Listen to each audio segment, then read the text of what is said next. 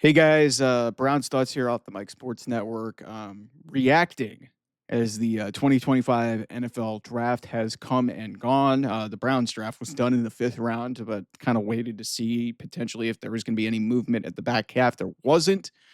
But I wanted to give you my thoughts, just overall, big picture on what I thought of the Cleveland Browns 2025 NFL draft. This right off the bat, let's just get right to it.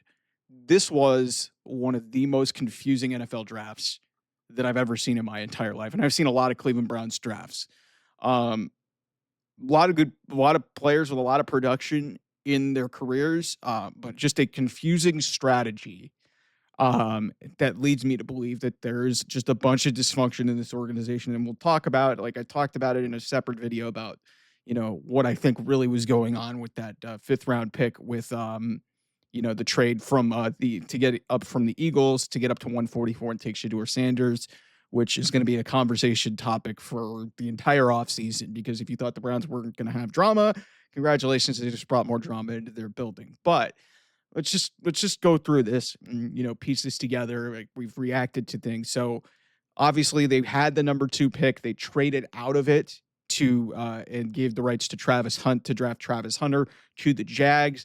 They moved back to 5. They take Mason Graham.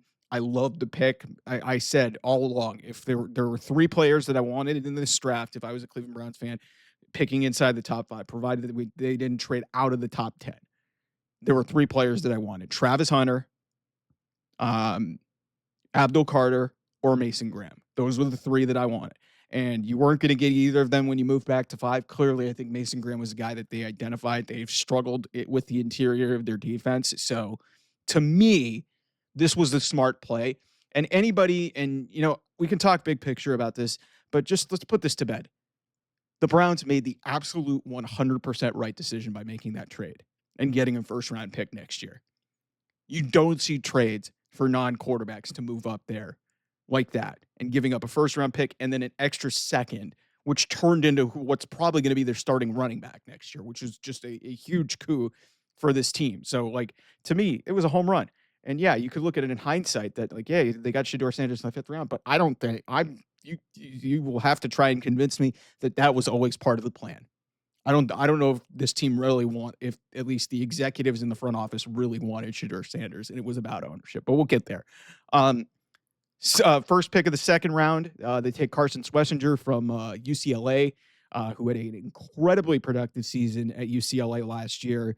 Walk-on guy, just a lot of production from him at UCLA in what was a kind of an overachieving team, that looked like it was going to be a bad year in the Big Ten, and they ended up winning 5 games and almost going to a bowl game. Carson Schlesinger was one of the best players on that team, so getting him at 33, that's a great pick. And separately, I think this tells you that Jeremiah Owusu-Koramoah is not anywhere close to being healthy, which stinks.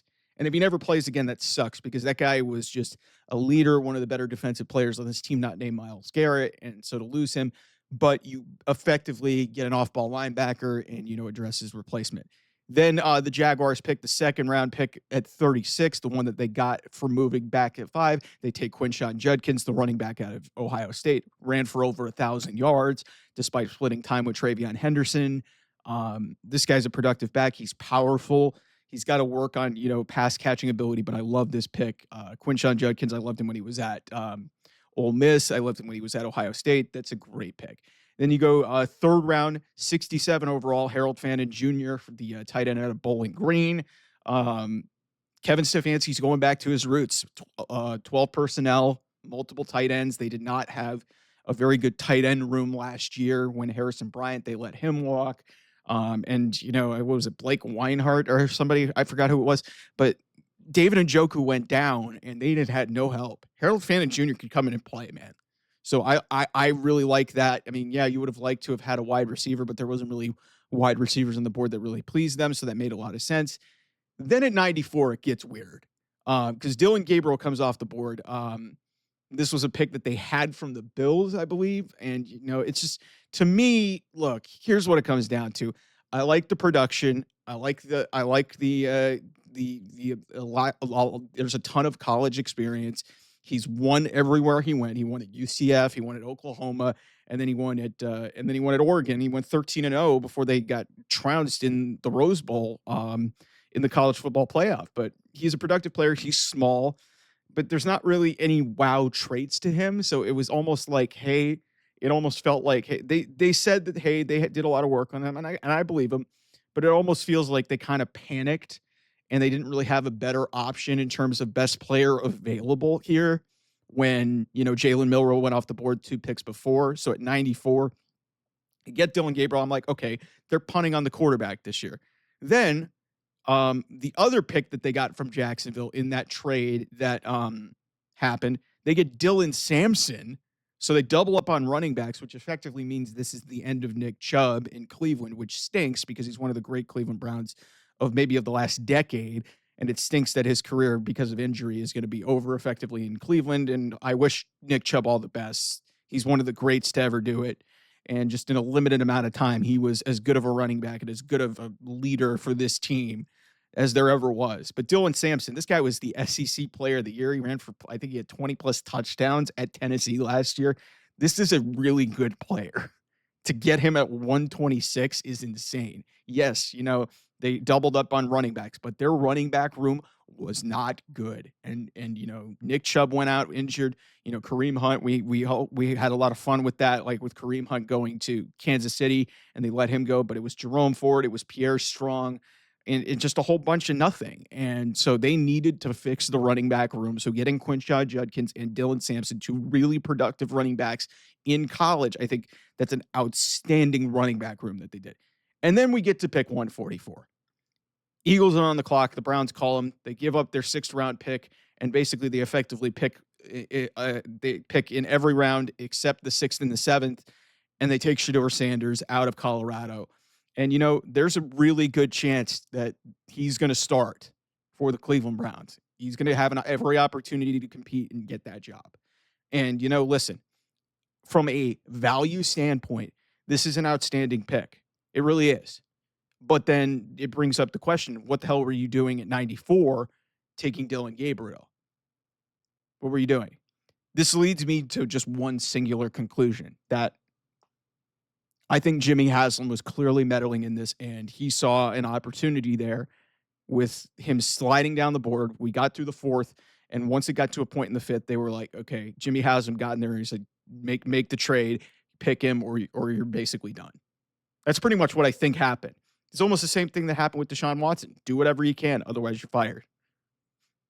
So what's Andrew Berry supposed to do? I'm not saying Andrew Berry's perfect. But yeah, this, like I said, it's the strangest draft that I can remember. And I've seen a lot of strange drafts in my day with the Cleveland Browns, but they got some really good talent on the defensive side. They got 2 good running backs. They got a great tight end.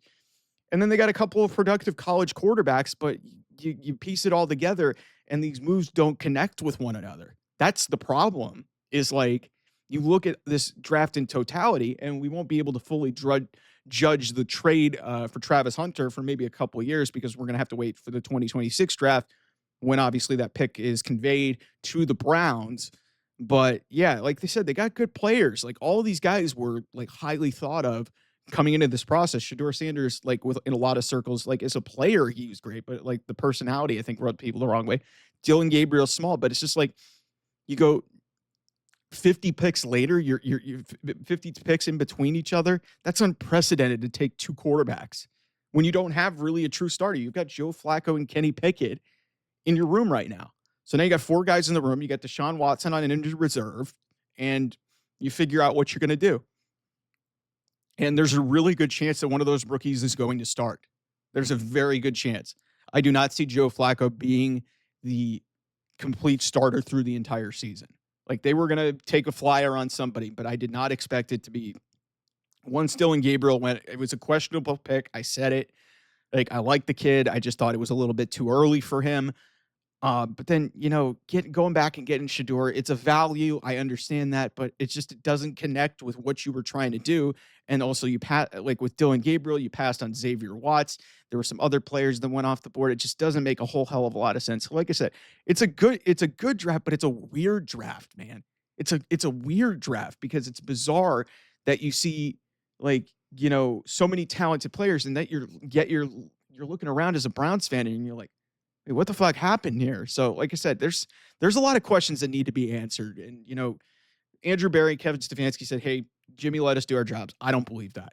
I really don't believe that when it came to that last pick with Shadur Sanders. I think they were allowed to do their jobs. And, I don't know what the answer really is for Dylan Gabriel. I do believe that they did their work on them, but I honestly think that they panicked a little bit and didn't have a best player available option. And I don't know why you wouldn't take Xavier Watts there. Like, you probably could have used another safety. It's just it's a bizarre draft, one of the strangest drafts I can remember, and what it means moving forward, who knows? Because this could be the draft that dictates the future of this regime in terms of Andrew Berry and Kevin Stefanski. Because now, hey, they got a mulligan because Jimmy Haslam pretty much admitted that they whiffed on Deshaun Watson. This is low risk, but still, there was no reason really to force taking Shadur Sanders. If you're going to punt on the quarterback, you don't need to double down on it just because he's there. I understand best player available, but you already had taken a quarterback and you already have two veterans in your room. So why bring the circus to town? Like, I get it. And, I'm not as, pissed off as I would have been had Shador Sanders been taken at number 2 overall, or even number 5 if they had traded back. Getting him in the 5th round, there is a value to that, but still, at the same time, you just, like I said, connecting these dots and you actually look at the picks that they made, it doesn't really line up and make a lot of sense. The 2 running backs, I'm fine with. I'm fine with the 2 running backs. Quinshon Judkins and, Dylan Sampson that's a perfect like thunder and lightning type of combo. They are immensely better at the running back position. What is the strength of Kevin Stefanski's team is a running game. They've got to figure out what the hell they're doing with the offensive line and, new offensive line coach. And, just a lot of new staff members after they completely shuffled the offense again. So maybe things will change in terms of how the run blocking goes.